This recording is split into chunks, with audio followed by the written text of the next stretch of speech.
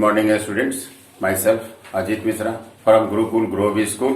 आज हम लोग क्लास 6 का सिविक्स में first lesson unity in diversity यानी कि विविधता में एकता का पढ़ने जा रहे हैं। पहले वीडियो नंबर 1 में हम लोग पढ़े थे इनइक्वालिटी के बारे में। अब हम आगे पढ़ेंगे इसमें ज्योग्राफिकल यूनिटी ऑफ इंडिया। इसके तहत लद्दाख और केरल स्टेट के बारे में पढ़ेंगे और इसके बाद ये जो फाइनल टॉपिक है यूनिटी इन डाइवर्सिटी, इसके बारे में हम लोग जानेंगे।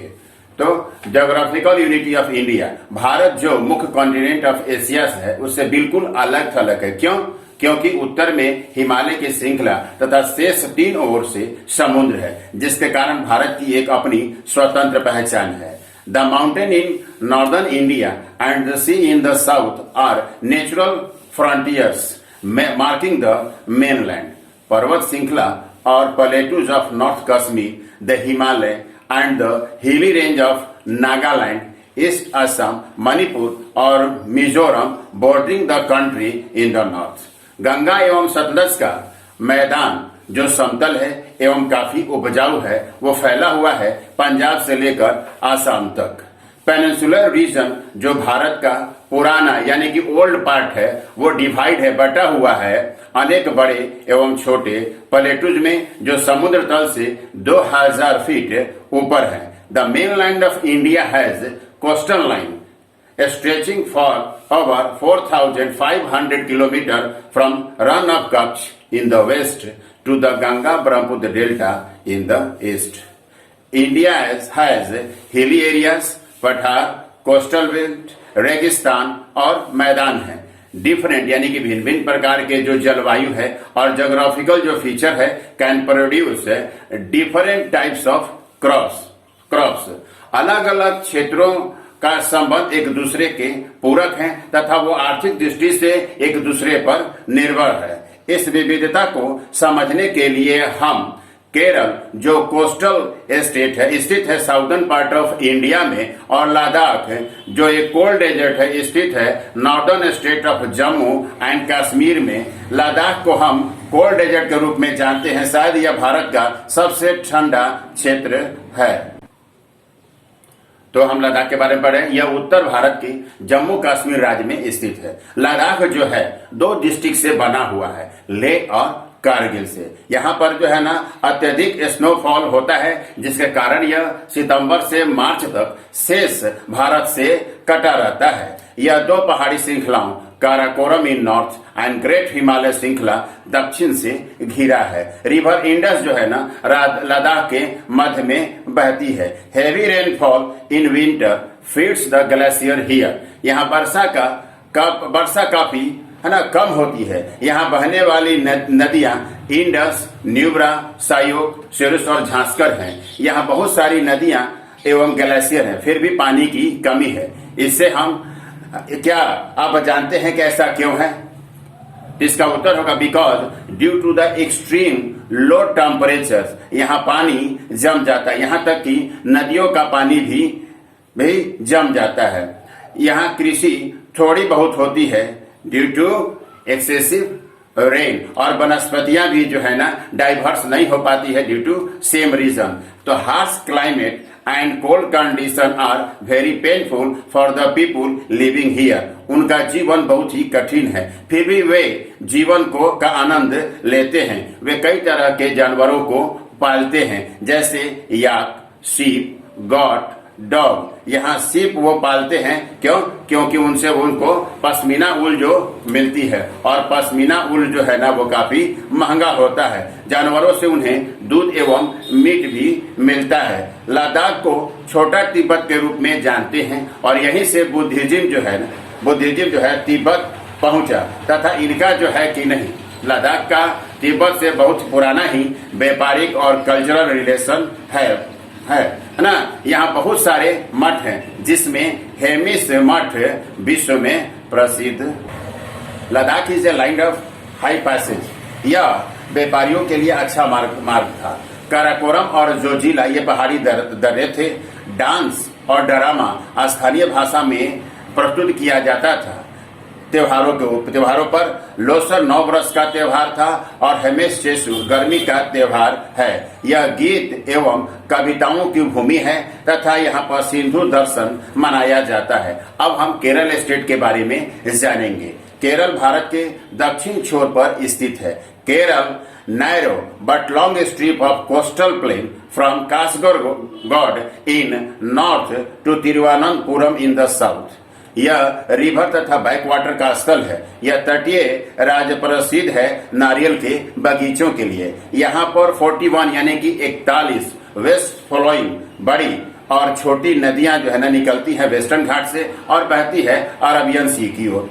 कावेरी की 3 सहायक नदी केरल में ही ओरिजिनेट होती हैं और पड़ोसी राज्यों में वो बहती हैं। यहाँ कृषि पर 47% लोग आज अपनी जीविका के लिए निर्भर रहते हैं। कृषि के लिए 74% क्षेत्र जो है उपलब्ध है। केरल जो है ना बड़ा उत्पादक है कोकोनट का, रबर का, पीपर का, कार्डिमम का, कैसिच्यू का, sugar cane, coffee, tea etc। Rice और टैपिका महत्वपूर्ण जो है ना फूड क्रॉप्स है। जलवायु एवं मिट्टी की उर्वरा धान की खेती के लिए उपयुक्त है। कोकोनट महत्वपूर्ण नकदी फसल है। बहुत प्रकार के फल भी उगाए जाते हैं जैसे banana, pineapple, mango, jackfruit. Kerala में वन संपदा भी पर्याप्त मात्रा में अवेलेबल है जैसे वृक्ष में टीक, रोजवुड, इबोनी। केरल जो है ना मछली उत्पादन में भी अपना अच्छा योगदान देता है। केरल जो है ना रिच इन औद्योगिक पोटेंशियल्स एंड इंफ्रास्ट्रक्चर सुविधाओं जैसे hydro electric power, rich forest, efficient system of transport and communication, traditional industries are handloom and handicrafts। दूसरे महत्वपूर्ण उद्योग rubber, tree, electronic appliances, telephone cable etc। Kerala is the home of many colourful festivals. प्रत्येक गांव का अपना मेला एवं त्योहार है ना। ओणम यहाँ का प्रसिद्ध पर्व है। विशु 9 वर्ष का त्योहार है। नवरात्रि को सरस्वती पूजा के रूप में मनाते हैं। नौका रेस काफी प्रसिद्ध है। यहाँ पर कई धर्म के लोग रहते हैं जैसे इस्लाम, बुद्ध, क्रिश्चियन का मुख्य पर्व क्रिसमस एवं ईस्टर है। मुस्लिम सेलिब्रेट करते हैं बकरीद, रमजान एवं मुहर्रम। इसके अलावे जारम और निरचा भी त्योहार यहाँ पर मनाया जाता है। कथकली और मोहिनीअट्टम यहाँ का प्रसिद्ध नृत्य है। अब हम पढ़ेंगे यूनिवर्सिटी इन डाइवर्सिटी। एक राष्ट्र धीरे धीरे बढ़ता है तथा मैच्योर होने में काफी समय लेता है। वो कहानी कि भारत कैसे एक राष्ट्र बना ये बिलोंग्स टू माने हिस्ट्री। ये जो है ना हमारे इतिहास से जुड़ा हुआ है। Political life divide the people, culture and custom United them. भारतीय सभ्यता की कहानी, एपिक्स, सिंबल दूसरे क्षेत्रों में अनुसरण किया गया। कभी कभी ये परंपरा blend with religion and local custom. इसने प्रदान किया deep unity in whole culture. जो ये ग्रंथ ने पूरे देश के लिए थे। मध्यकाल में जिन शासकों ने राज स्थापित किया वह धर्म से मुस्लिम थे। उन्होंने उनके शासन काल में जो यहाँ से हुआ है जैसे सेंट्रल एशिया से आए, अपने साथ जो है ना कुछ सांस्कृतिक परंपरा भी लाए और वो हिंदू पैटर्न के साथ मिंगल हो गया। जो दो कल्चर का मिलन है उससे शानदार कला की रचना हुई। आधुनिक भारतीय गर्व कहते हैं कोणार्क मंदिर, cave painting of Ajanta and the Taj Mahal. इस कल्चरल ऑब्जेक्ट की रचना 3 अलग अलग धर्म हिंदुइज्म, बुद्धिज्म एंड इस्लाम। ये शानदार उदाहरण है भारतीय कला एवं संस्कृति के। ब्रिटिश शासन ने हमारी राष्ट्रीयता की भावना को बढ़ाया।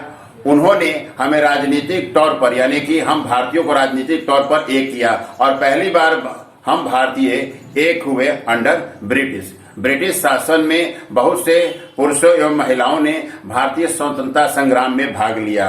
उनका धर्म, संस्कृति और क्षेत्र अलग अलग थे लेकिन उन्होंने एक साथ कार्य किया, क्योंकि एक उद्देश्य था भारत की आजादी। राष्ट्रीय आंदोलन बहुत महत्वपूर्ण कारण था एक करने का भारतीय राजनीति में। इसने राष्ट्र की भावना को जगाया, जिनके दो तरह से यह राष्ट्रीय स्वतंत्रता आंदोलन था, और इसने भारतीयों को एक किया। अलग अलग प्रदेश, धर्म तथा भाषा बोलने वाले लोगों ने प्रयास किया आजादी लाने का भारत के लिए। स्वतंत्र भारत में सभी नागरिक महसूस करते हैं कि वो एक राष्ट्र हैं, डिस्पाइट देयर डिफरेंसेस। इसी आधार पर अब हम आप लोगों को कुछ घर से बनाने के लिए प्रश्न दे रहे हैं, जो आप घर पर बनाएंगे। यहाँ पर आपको घर से बनाने के लिए कुछ क्वेश्चन दिए जा रहे हैं, जो आप घर पर बनाएंगे। पहला क्वेश्चन है, what are the things that bind Indians together and how. Second question है, what is the meaning of inequality, give some example of it. Third question है, what are the special features of Indian culture. और fourth है, how national movement unified India. Thank you. Classes चला रहे हैं, तो ये classes पढ़ने के बाद आप सभी को जरूरी है अपना कमेंट्स डालना।